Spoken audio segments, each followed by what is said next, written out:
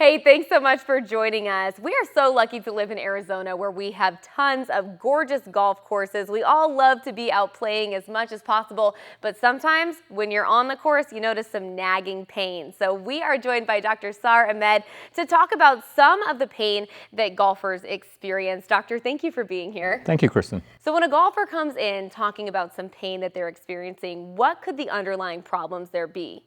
I see a lot of golfers and they come in with a variety of problems. They're complaining about shoulder pain, elbow pain, hip, knee pain, anything in the golf course that worsens with use.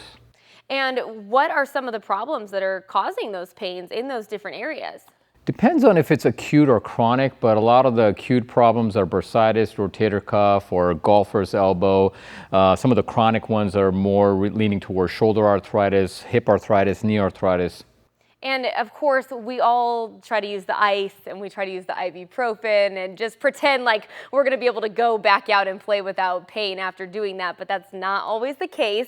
So at what point do you have to say, okay, this isn't working, I need some actual help?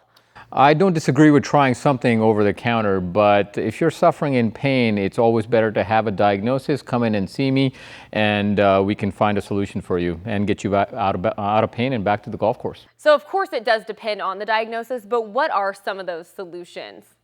Depends on what the problem might be, but it could be simple solutions like anti-inflammatory medications, ice, heat, could be injections or bracing or physical therapy, any of those non-operative options, and sometimes we have to transition into surgery. But if you do have to have surgery, worst case scenario, it's not what it used to be, right? You're not going to have some huge scar. It's not what we typically think of. You know, when I think of knee surgery, I think that it's going to be awful and I'm going to have this gigantic, what do you call them, railroad track scars.